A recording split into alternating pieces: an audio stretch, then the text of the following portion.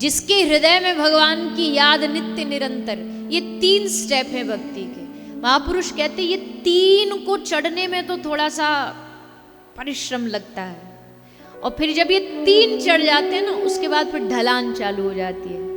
ये 3 जिसने पार कर दिए, फिर तो गाड़ी एकदम पूरा सुपर फास्ट एक्सप्रेस की तरह भगती है। श्रवण अगर पक्का हो गया, सुनना,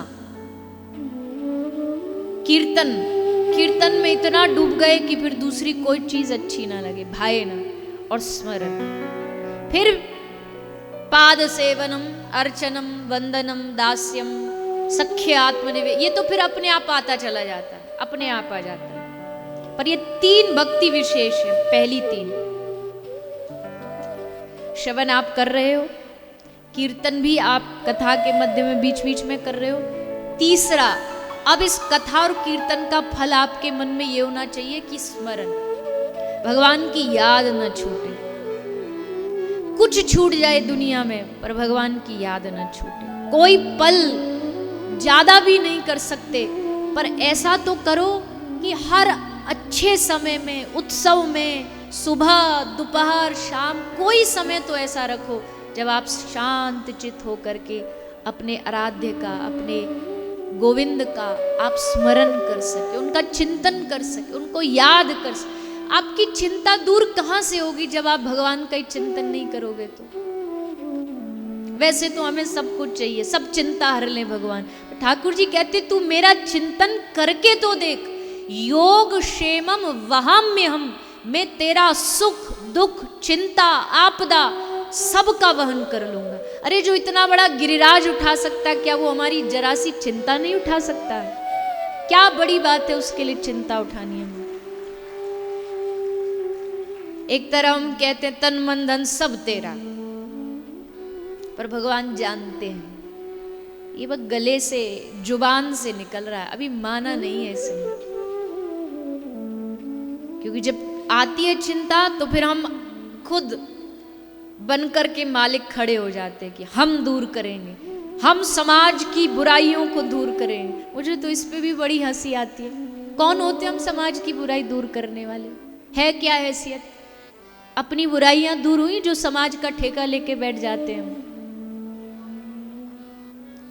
एक वक्ता होने के नाते मैं कह रही हूं, हमको लगता है कि हम दुनिया का कल्याण कर रहे हैं, हम समाज का कल्याण, और लोग भी हमें सर पे चढ़ा देते हैं, अरे अरे आपने तो बड़ा कल्याण किया। लोगों का कल्याण सिर्फ वो कर सकता है दूसरों का जिसने पहले खुद अपना कल्याण कर रखा हो। जिसका अपना नहीं हुआ वो दूसरों का क्या करेगा?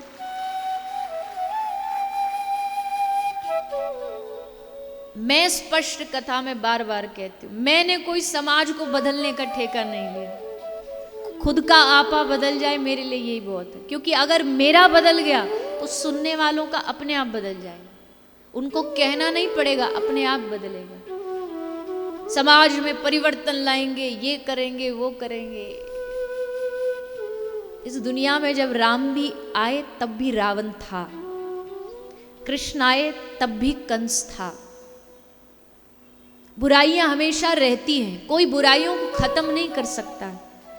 और कोई, हाँ एक बात जरूर है, हमने समाज को बदलने का ठेका नहीं लिया। इस पंडाल से बाहर कोई क्या कर रहा है हमें उससे फर्क नहीं पड़ता, पर इस पंडाल के भीतर जितने बैठे हैं ना, उनकी जिम्मेदारी बन जाती है कि वो अपने आप को बदलें। कल को आप बाहर, यहाँ जो कथा प्रांगण में बैठे हैं ना, और कल को आप जाकर के किसी मांस की दुकान पर कोई मछली इत्यादि, मांस इत्यादि खरीदोगे ना, तो सामने देखने वाला भी बोल देगा कल तो बड़ा भगत जीवन के कथा में बैठा था, बड़ा नाच रहा था, आज तू यहाँ मांस मछली खा रहा है, शराब पी रहा है। तो जिम्मेदारी किसकी बढ़ गई?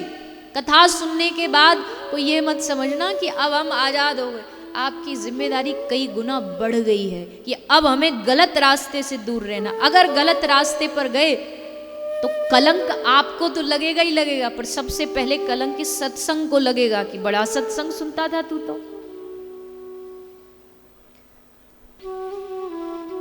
हम कह तो देते हैं बड़े गर्व से, किसी संत के साथ फोटो खिंचवा के दुनिया भर को दिखाते रहते, देखो हमारा फलाने संत के साथ फोटो। पर आप जानते हैं एक संत के साथ फोटो खिंचाने का मतलब क्या होता है? आपकी जिम्मेदारी अब कई गुना बढ़ गई है, क्योंकि अगर आप अगर गलत काम करोगे तो सबसे पहले उंगली उस संत पर उठाई जाएगी जिसके साथ आपकी फोटो।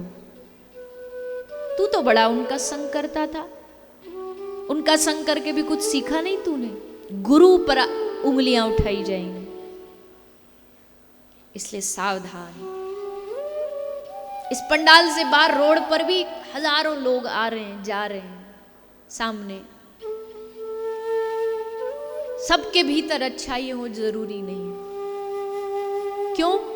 क्योंकि वो बेचारे तो सत्संग से दूर हैं, बुराइयां करेंगे ही। पर जो सत्संग से जुड़ा है, जो इस कथा से जुड़ा है, उनका ये दायित्व बनता है कि हम बुराइयों से दूर रहें, हम कृष्ण चरणों को पकड़ के रहें, हम उनका स्मरण करें। श्रवण करते करते करते हृदय में स्मरण पैदा हो जाए। श्रवण का फल यही है। आप सही सुन रहे हो ये कैसे पता लगेगा? ये तब पता लगेगा जब श्रवण करके मन में स्मरण चालू हो जाए, भगवान का चिंतन चालू हो जाए, भगवान का नाम चालू हो जाए, आरंभ हो जाए, मन में लगने लगे कि